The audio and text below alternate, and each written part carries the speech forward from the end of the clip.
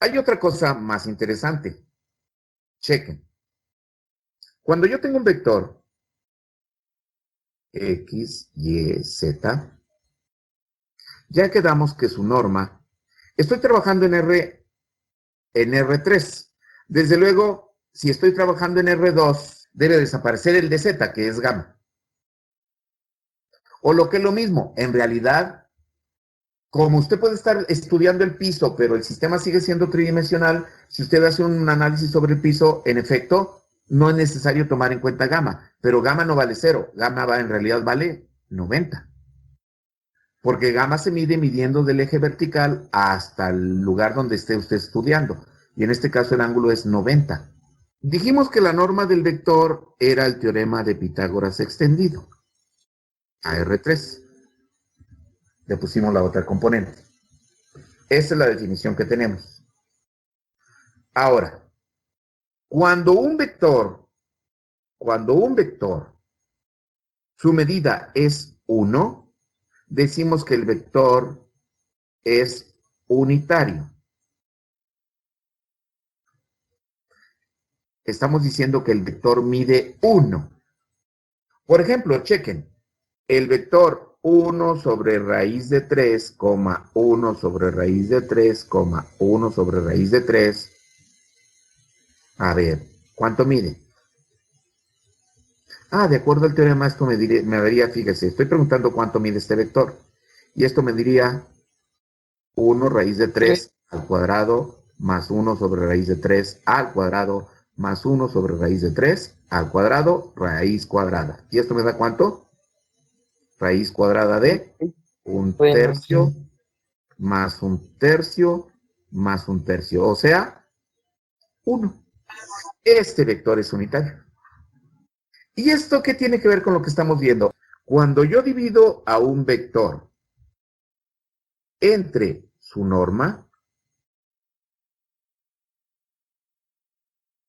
esto se puede hacer, bueno, sí, porque en realidad yo puedo hacer que un vector, si mide 3, bueno, pues lo parto en 3. El alambre que ustedes tienen cruzando su cuarto no tiene por qué medir lo que mide ahí, yo lo puedo cortar a la mitad y sigue teniendo la misma dirección. ¿Estamos de acuerdo? Digo, no necesariamente lo corto porque se va a caer, pero puedo ponerle un mecatito ahí amarrado, un listoncito rojo y decir hasta aquí. Y entonces yo puedo sobre ese vector medir lo que yo quiera. Esto se logra precisamente, chequen, porque si yo divido este vector entre su norma, resulta que la norma del nuevo vector que se forma, cheque, norma de la norma, es unitario. Órale. A ver, ¿por qué? Simple por esto. Cheque, al hacer la división, el vector se convierte en 1 sobre la raíz cuadrada de x cuadrada más y cuadrada más z cuadrada. Pero esto ocurre en x. En y va a ocurrir lo mismo. X cuadrada más y cuadrada más z cuadrada. Y en z va a ocurrir lo mismo. X cuadrada más y cuadrada más z cuadrada. Cierro paréntesis, norma. Entonces, pero la norma implica calcular el cuadrado de cada uno. Y cheque que el cuadrado del primero, raíz cuadrada, va a ser x cuadrada entre lo de abajo. ¿Y estamos de acuerdo en que se va la raíz? Cheque. El otro va a ser y cuadrada y también se va la raíz, porque está elevándose al cuadrado. Y el otro también le pasa lo mismo. X cuadrada más y cuadrada más z cuadrada. Hasta ahí llega la raíz cuadrada. Como todos tienen el mismo denominador, ¿se puede factorizar? Muy bien, entonces cheque. 1 entre x cuadrada más y cuadrada más z cuadrada. Está factorizado, paréntesis. ¿Qué queda arriba? X cuadrada. ¿Qué queda en el segundo? Y cuadrada. ¿Qué queda en el tercero? Z cuadrada. Chequen. Esto vale 1. Esto me dice entonces que de cualquier vector tú puedes encontrar un unitario. Por ejemplo, yo le digo, tengo el vector 5,1,2. ¿Qué tiene en particular el vector unitario? Que tiene la misma dirección que el vector, pero mide 1. Por ejemplo, este vector mide ¿cuánto? Este vector mide 25 más 1 más 4. suma de los cuadrados, raíz cuadrada. ¿Esto me da raíz de 30? Ok, ese vector mide raíz de 30, que son como 5.4 por ahí. Muy bien, ahora le pregunto, ¿y cuánto medirá el vector 512 sobre la raíz de 30? O sea, el vector 5 sobre raíz de 30, 1 sobre raíz de 30, 2 sobre raíz de 30, paréntesis, raya. 1, en efecto. ¿Por qué? Porque lo que acabamos de probar anteriormente es que si yo divido un vector entre su norma, el vector resultante mide 1. Es un vector unitario. ¿Y esto como para qué? Si está más bonito sin dividir. Ah, la razón es la siguiente. Ahora sí chequen. Vean, si yo tengo mi vector X, Y, Z y divido entre su norma, entonces tengo X entre la norma del vector, Y entre la norma del vector, Z entre la norma del vector. Y resulta que ¿qué acabo de encontrar? ¿Reconocen esos cocientes? ¿Son los qué? Los Cosenos de los cosenos ángulos. de los ángulos. Cheque entonces, en efecto, los cosenos de los ángulos. En efecto, ¿qué acabamos de encontrar entonces? Que si yo divido un vector entre su norma, lo que se genera es coseno de alfa, coseno de beta, coseno de gamma. Es decir, un vector unitario tiene en su interior los cosenos de los ángulos. Más aún, acabamos de probar un teorema muy importante.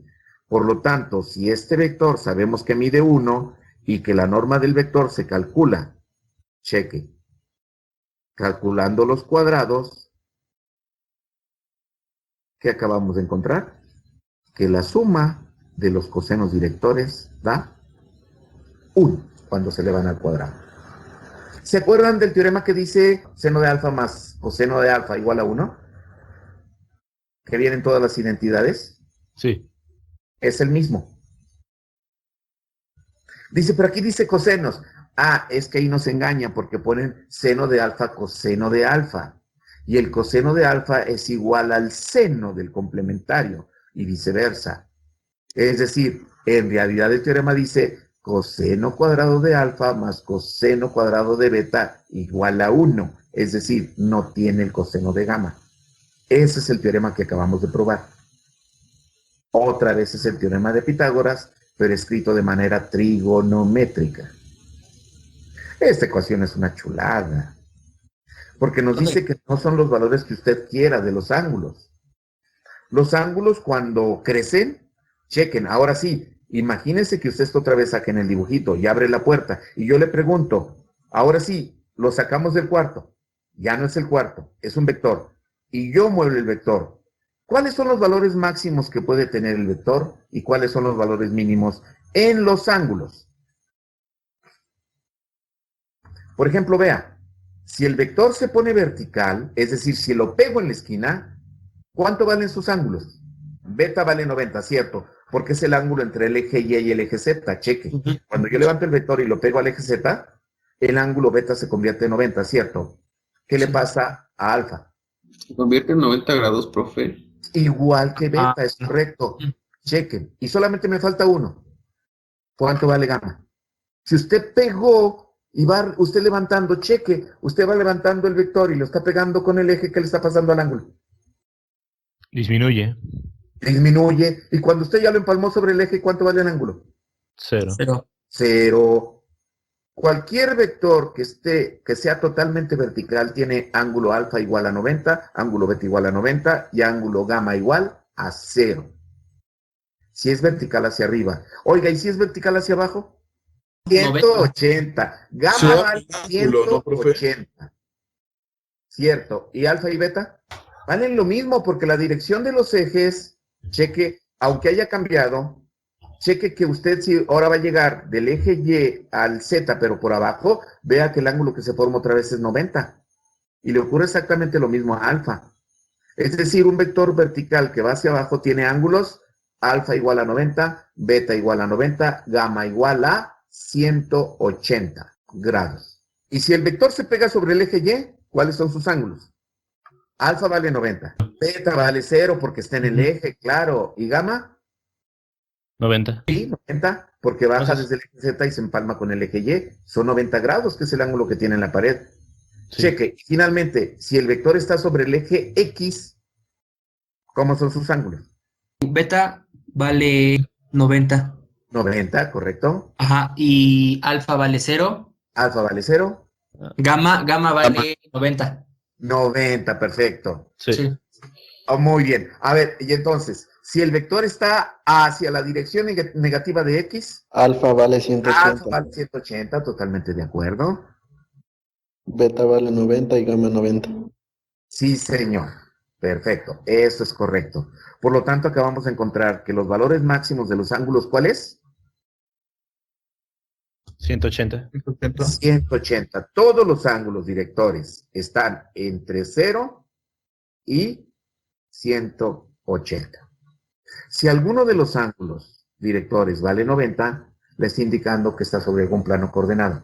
Es decir, o está en el piso, o está en su pared de la izquierda, o en la pared de enfrente. Ok. Lo mismo ocurre para beta y para gamma. Y también no olviden que lo tenemos que expresar en radianes. Sería pi. Pi radianes es equivalente a 180 grados. Y dijimos para cualquier ángulo, ya sea el ángulo beta o el ángulo gamma. Bien, en particular, la norma como proviene de la raíz cuadrada siempre es positiva. Esto también lo deben de recordar. El vector, su norma siempre es mayor o igual a 0. El único vector cuya norma vale 0 es el vector 0. El vector 0 no tiene dirección. Bueno, lo más importante es esto, que todo vector unitario es un vector de dirección. Por eso los llamamos vectores de dirección. El vector de dirección es un vector unitario. ¿Qué tienen sus tripas? ¿Cuáles son sus componentes? Los cosenos directores. La forma más elegante de expresar la dirección de un vector es con su vector unitario, porque tiene en el interior a sus cosenos directores. Si ustedes entendieron todo esto que vimos el día de hoy, entonces ya pueden resolver una serie de problemas.